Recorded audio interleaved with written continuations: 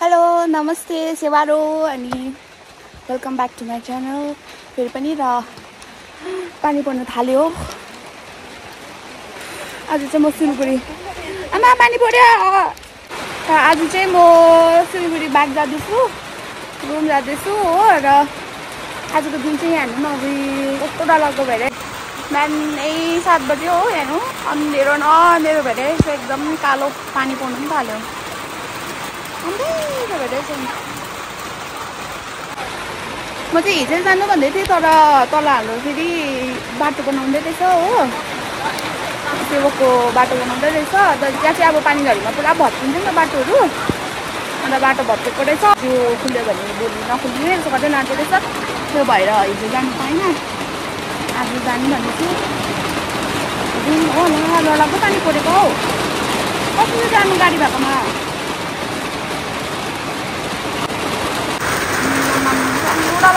पानी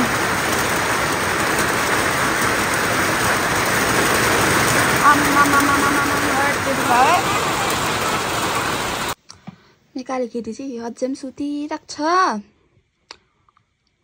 एकछिन खेलेर जानु पर्यो भनेको त। ढिलो उठ मेरो छोरी, मेकाली केटी म होइन। बाबा छोरी आऊ, छोरी उठ्दैनौ?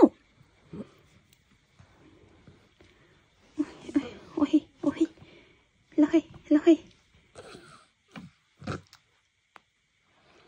उठेर केरा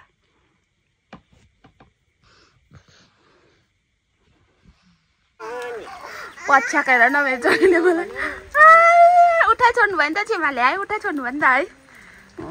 नि त मेरो छोरी नजानु, म नजानु। काली केटी काली केटी उसलाई त छाता पो चाहियो गएको म। ल बाई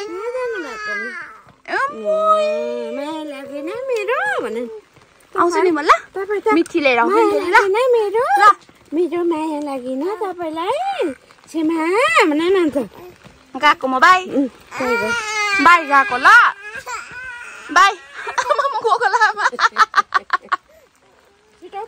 गएको। ल बाई टाटा। पानी अहिले चाहिँ पानी अलिक रोक्यो। अब गएको गाडी भएकोमा। अघि 7:30 आउनु भनेको भन्नुभएको दादाले।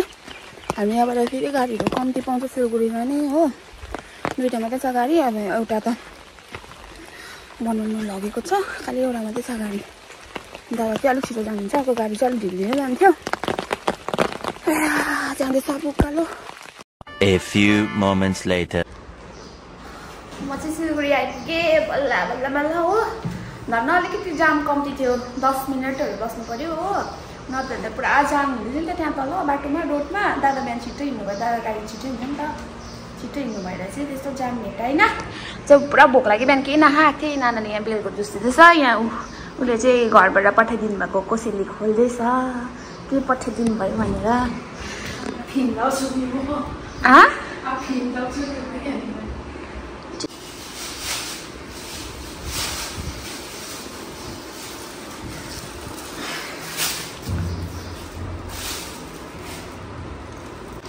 सबैभन्दा पहिला त अब उसको मुन्टाहरू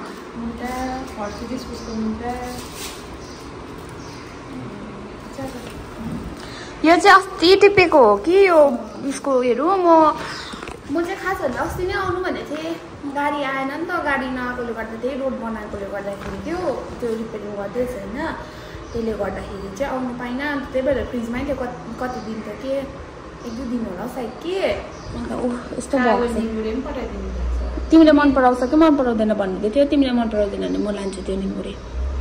खानु त कस्तो राम्रो पो त यो। के हो त्यो? ए सिमी बोजूकोबाट किनिकन ल्याइदिनु भएको। ए त्यस्तो हुन्छ नपठाइदिनु पर्छ नि त किनिकन चाहिँ। यो चाहिँ घरको कुखुरा उसको फेभरेट। यो चाहिँ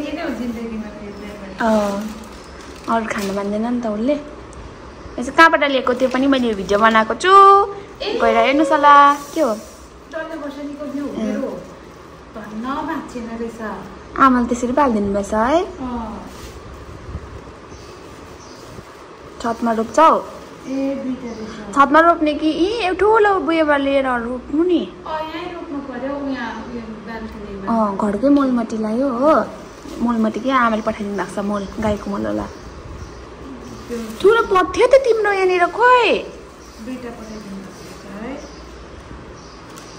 पठाइदिनु पर्छ थाहा छैन कस्तो हुन्छ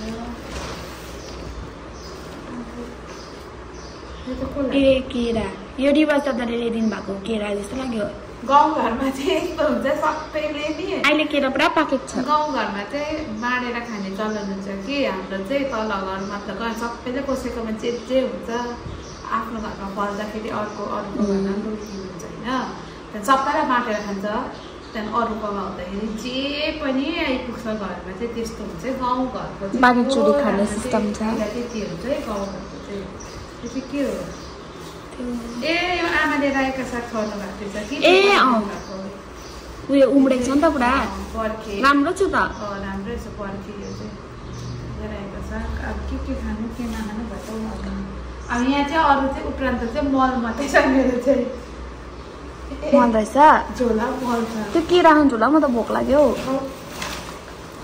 यो चाहिँ मेरो मल हो केरा त त्यति मात्रै पठाइदिनु भएछ 3टा मात्रै यो चाहिँ उसको गाईको मल खुर्सानी रोप्ने फुलहरू रोप्छु किनभने म चाहिँ यहाँ सिलगढीको छतमा पनि पनि सब्जी फलाउँछु हो फलाउँछु फल्छ अन्त गाईको मल अलिकति चाहिन्छ नि त अहिले फर्सी र उयो छ के भन्छ त्यसलाई काँक्रा ए फल्यो माथि भएको छ फर्सी चाहिँ भइरहेको छ कि मकै फल मात्रै छ मकै कतिवटा रोपेको थिएँ मैले होइन एउटा बोट मात्रै भयो हो हाइब्रिड 2-3टा घोगा लागिरहेको छ एउटै मात्रै एउटाले 3टा घोगा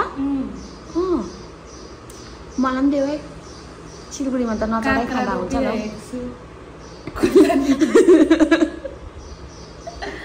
काँक्रा रोपिरहेको छु उम्रिरहेको छ त्योहरूमा अलिअलि यो मल लगाइदिनु पर्ने छ नि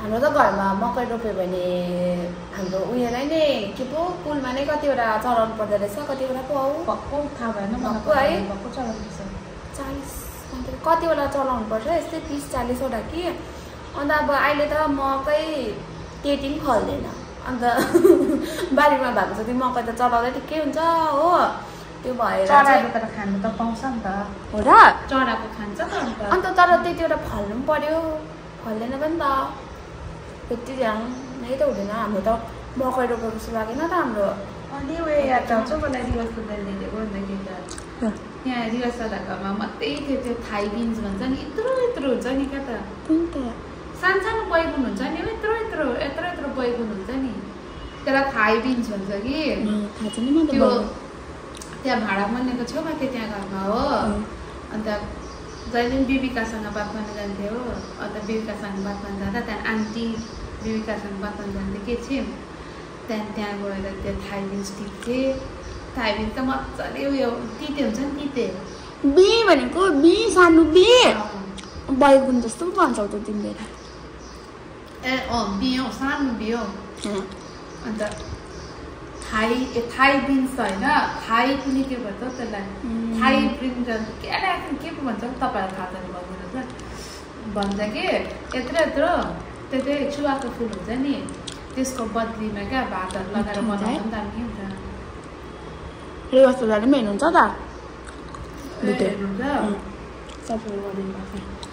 त अहिले त मास्यो त्यहाँनिर त्यो कतिसम्म भयो त्यो बैगुनको बोट त्यहाँ के मास्यो गलिमाले फोन गर्दैछ मलाई नि त खाना खाँदैनौ देख्न परेगा अनि म यहाँ नानाकै घर भएर क्रस गरेर गएछु कि अन्त झर्नु भनेर भन्नु लागि चाहिँ फोन गरेको रहेछु उसले उसलाई पनि यतै बोलाएको छु आउँदैछ ऊ पनि हो के गर्नु अरे नाना के गर्नु पो भन्यो म किन उठेको के गर्छ कुन टाइममा मेरो माइलाको घर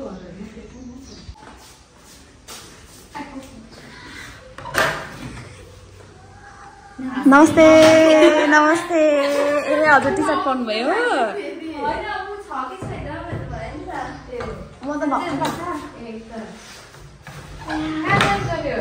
उहाँ पनि आइपुग्नु भएछ कहाँको ला हामी दुटो इन्जेक्सन दिएको दिबे त बाछा प्रसाद खाइसक्यो गएको फोन तिम्रो फोन बाई विराज हाँ खेते हो बेटा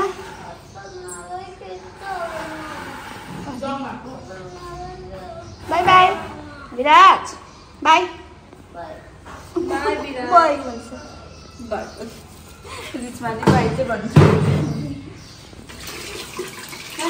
विराज बाय बाय बाय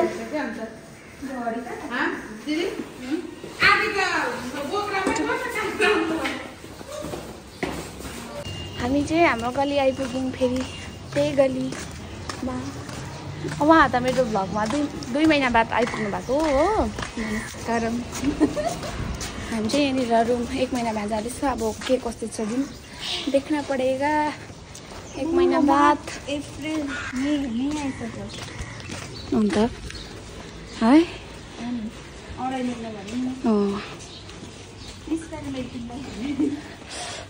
मैंने तो बिल्कुल ही नहीं किया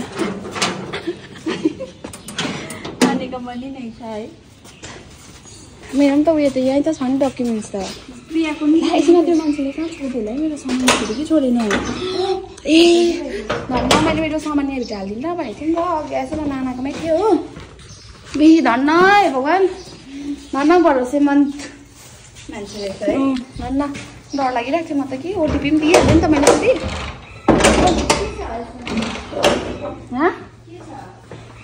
वो मेरा एकदम रूम बनाया ला ऐसा हुआ है हमारा रूम हाम्रो मेन दुश्मन यहाँ सुतिराख्नु भएको रहेछ डेट बर्थडे रहेछ अब डेट हुन्छ यो डेट त छ कति डेट पार्ने डेटै छ त्यो डेटै हो दिने